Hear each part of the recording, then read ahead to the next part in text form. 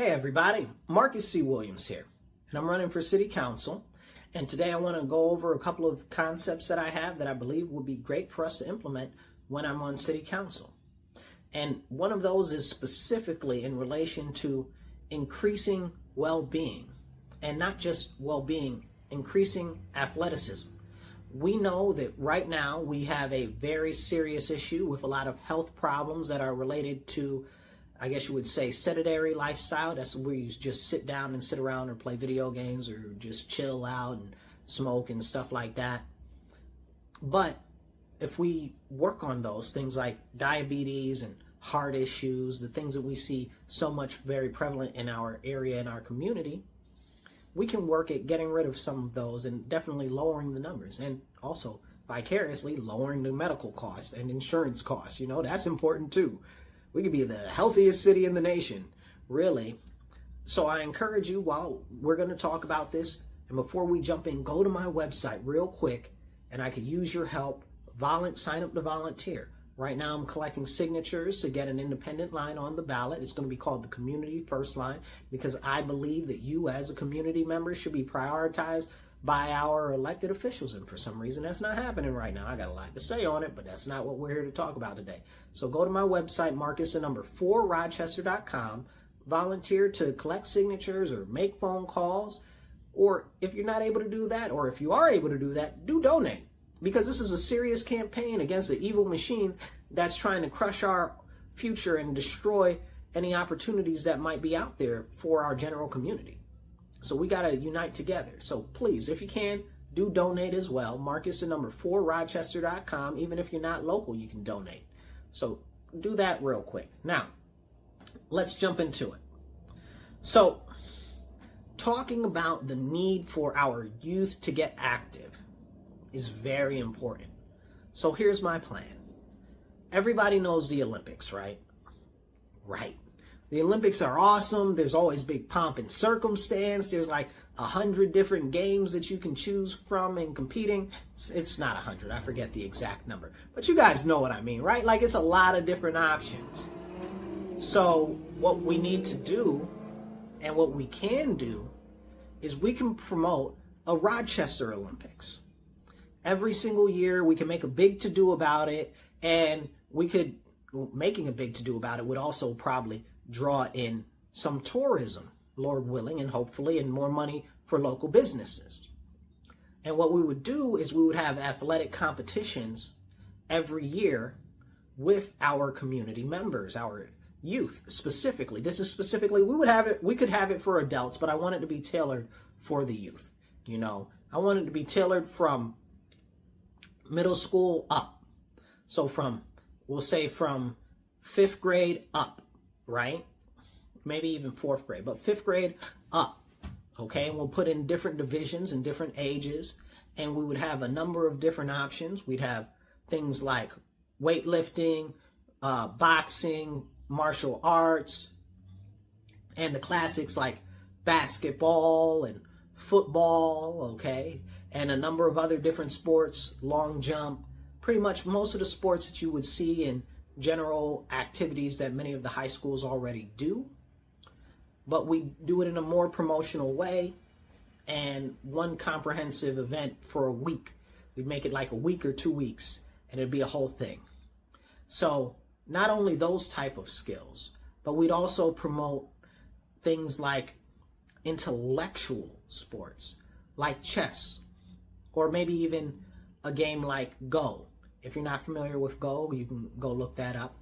You know, somebody was suggesting, forgive me if I'm pronouncing it wrong, like Malinka, the little rock game that you move the rocks in the thing. It's like a math and strategy game. So that, and we can do things like that. We can work with the community to come up with the different events, and we can set a whole thing up. But also, I'd like to have a scholastic element to it, where we do like a mathathlon or something like that. That's always fun to say, mathathlon. You know, a spelling bee, stuff like that. And we can see where we can focus the youth to maximize their own potentials individually, because everybody has different skills, and these are things that we should be encouraging the children to seize upon. And as we do this, it would start to cultivate, to build an industry around those specific things. These type of things are very important. And Lord willing, if it was able to get the way I would like it to in the future, because it would take a couple years to build up as far as notoriety from the nationwide, we could really have something outstanding here, and it would give the youth a, how would you say it? A new focus for the culture of our city. It would open up more options for not just being physically active, but also mentally active. And it would be more of an outlet for our students and the youth that right now don't have a lot of opportunity.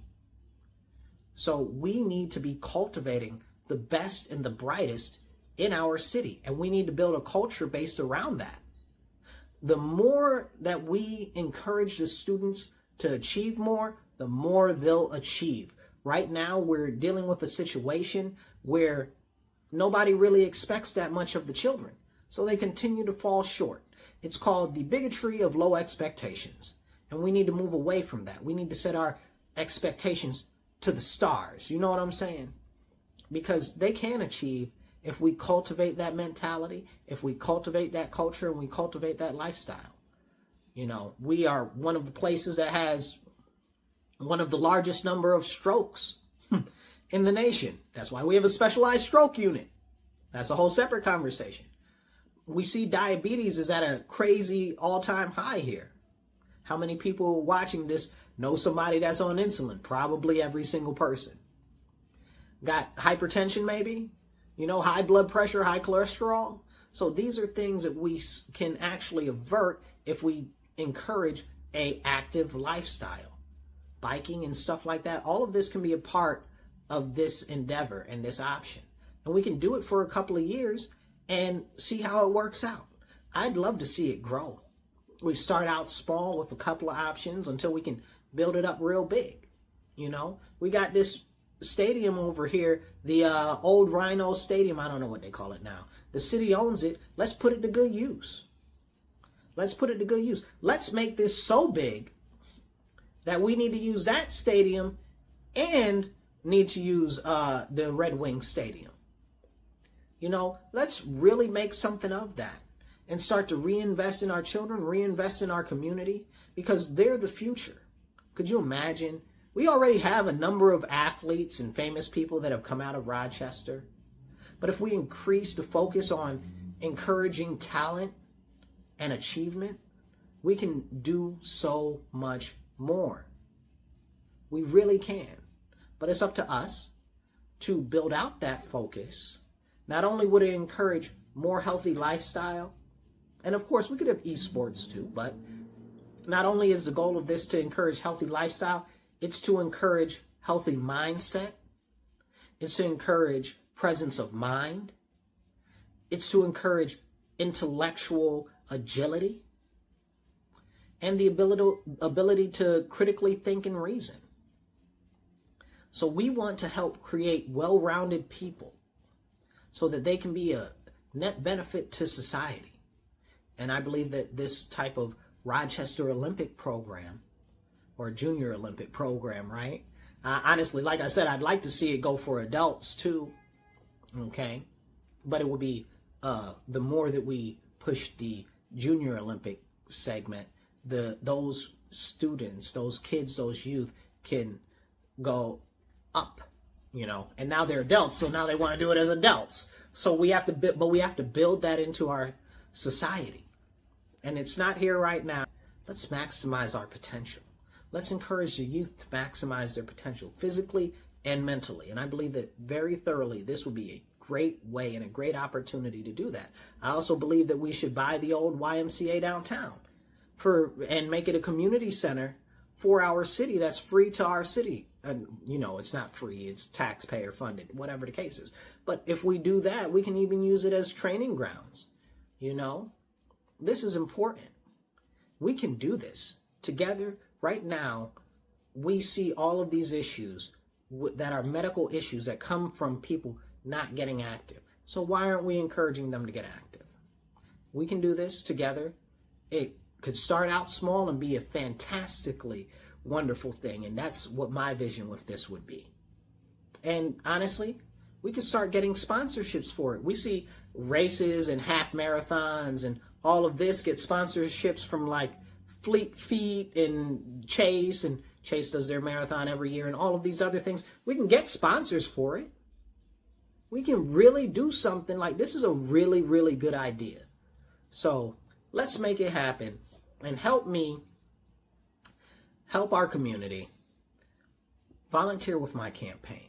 You can go online, you can volunteer. I need your help collecting signatures to get on an independent line right now that we're going to call the Community First Line because we want to prioritize our community.